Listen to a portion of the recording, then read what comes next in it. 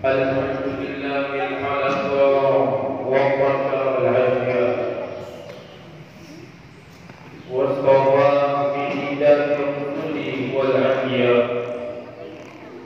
أشهد أن لا إله إلا الله وحده لا شريك له وأشهد أن سيدنا محمدا عبده ورسوله. اللهم صل وسلم وبارك على سيدنا محمد وعلى آله وأصحابه أجمعين. أما بعد، فيا أيها الناس أوصيكم وإياي بتقوى الله فقد فاز المتقون. قال الله تعالى في القرآن الكريم: يا أيها الذين آمنوا اتقوا الله حق تقاته ولا تموتن إلا وأنتم مسلمون. Jamaah salat Jumat yang dirahmati Allah Subhanahu wa taala. Hadirnya kita di masjid ini adalah bagian dari nikmat Allah Subhanahu wa taala yang memberikan kita kesehatan, kesempatan dan hidayah darinya. Salawat dan salam kita hadiahkan kepada junjungan kita, panutan kita, Nabi besar Muhammad sallallahu alaihi wasallam, yang mana Nabi selalu menganjurkan umatnya untuk menjalankan perintah Allah dan menjauhi larangan. Jamaah yang berbahagia, melalui mimbar ini kami mengajak diri kami dan jamaah sekalian, marilah kita terus meningkatkan ketakwaan dan kualitas ibadah kita di hadapan Allah Subhanahu wa taala sebagai bekal yang akan kita bawa menghadap kepada Allah nanti. Jamaah yang berbahagia, jamaah yang dirahmati Allah Subhanahu wa taala, beberapa bulan ini negara Qatar menjadi sorotan seluruh dunia lewat pertandingan akbar sepak bola. Qatar yang merupakan negara kaya akan minyak dan gas menjadi negara muslim pertama yang menyelenggarakan Piala Dunia yang besar ini. Hampir 3.000 triliun rupiah dikeluarkan untuk menyiapkan segala sesuatunya. Kita sebagai sesama umat Islam patut bangga dan ikut berbahagia atas kemampuan salah satu negara Islam. Salah satu yang membahagiakan kita adalah syiar Islam. Melalui keindahannya dan juga melalui pertandingan ini, dari keindahan Islam per hari ini telah masuk Islam 700 orang lebih di Qatar. Dan juga disediakan nomor dan website untuk belajar dan bertanya tentang Islam. Di lorong-lorong hotel dibagikan brosur-brosur dan lainnya. Salah satu ciri persaudaraan dalam Islam adalah senang dengan apa yang menjadi kebahagiaan saudara, dan ikut sedih atas kesedihan yang dirasakan oleh saudara.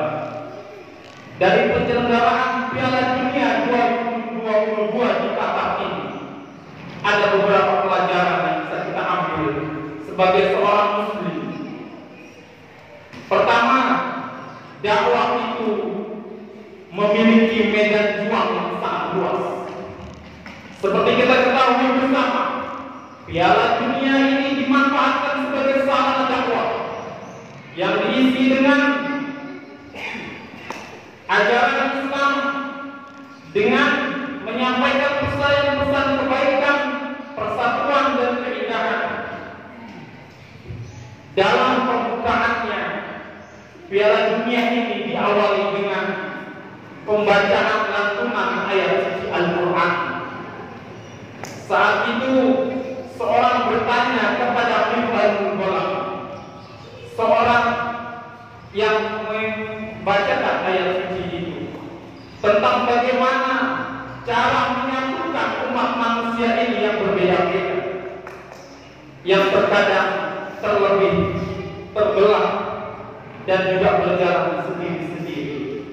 Bagaimana agar umat manusia yang berbeda suku bangsa dan budaya bisa bersatu?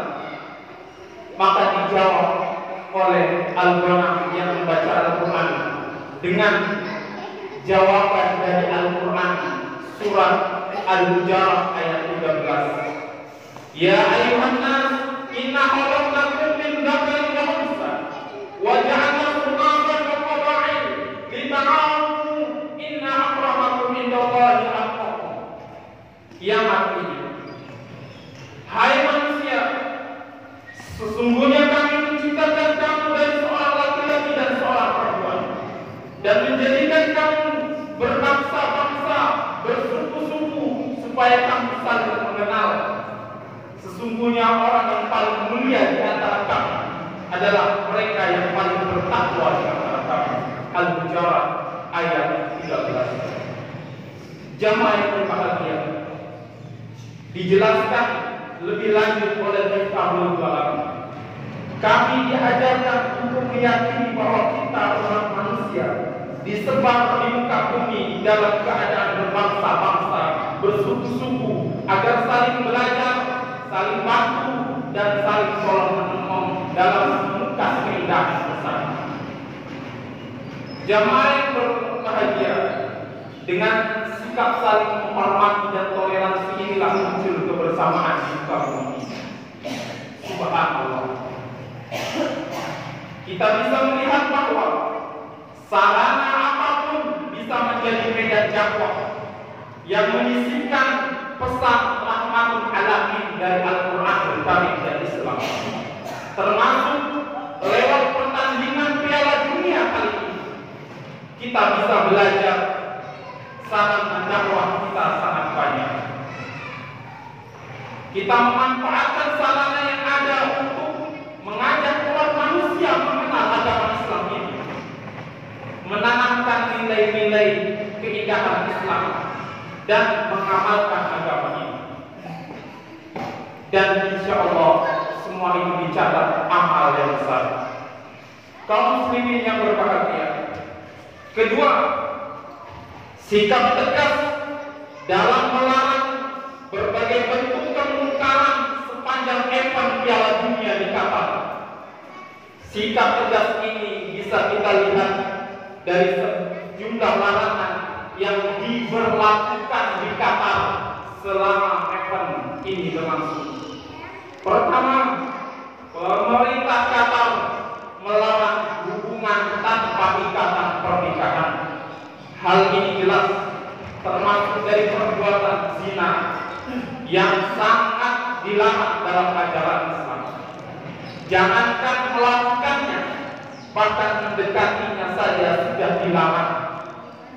Al-Quran menegaskan la taqrabu zina, jangan dekati zina. Perbuatan zina adalah satu dosa yang besar. Levelnya berada pada urutan ketiga setelah dosa syirik dan membunuh. Hubungan di luar pernikahan memang menjadi salah satu masalah sosial yang marak terjadi akhir-akhir ini. Bahkan tidak sedikit sejumlah pihak yang baru sebatas lamaran atau tukar cincin sudah tinggal satu atap. Bahkan ini dalam Islam dilarang. Ketahuilah bahwa hukuman zina di akhirat akan lebih berat dari apa yang terjadi di dunia ini. Cukup sebagai cambukan peringatan bagi kita bahwa zina sekali saja akan merontokkan ibadah kita selama 40 hari. Demikian yang ditulis oleh Syekh Muhammad Al-Maliki dalam kitabnya Nizamul Quran fil Islam. Lalu bagaimana dengan kita yang bukan ahli ibadah?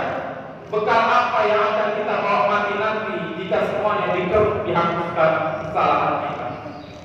Jamaah yang dirahmati Allah Subhanahu wa taala.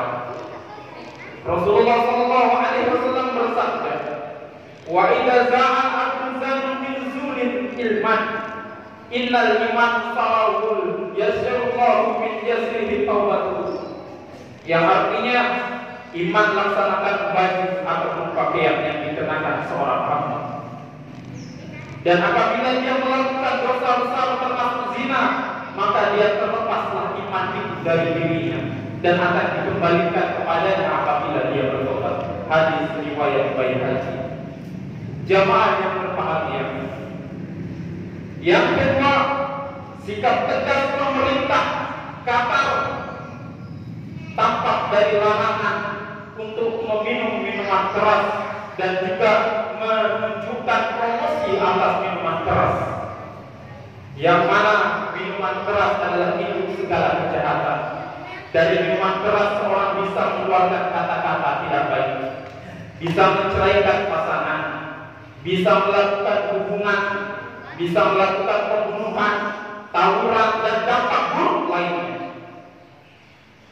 Sayyidina Abdullah bin Mas'ud berkata, dalam masalah minuman keras ada 10 pihak yang mendapatkan kutukan dari minuman keras ini, yaitu orang yang memerasnya, orang yang membuatnya, orang yang meminta untuk dibuatkan, orang yang meminumnya, orang yang memberikan minuman, orang yang membawanya, orang yang berdagang minuman keras, orang yang menyediakan tempat untuk minuman keras, orang yang menjual minuman keras, orang yang membelinya, ataupun orang yang menjamin minuman keras itu semuanya terkena dampak. Jamaah yang dirahmati Allah, pesan dari Sayyidina Utsman bin Affan, wahai segenap manusia, jauhilah minuman keras, karena sesungguhnya minuman keras adalah pintu dari segala perbuatan yang tidak baik. Jamaah yang dirahmati Allah Subhanahu wa taala.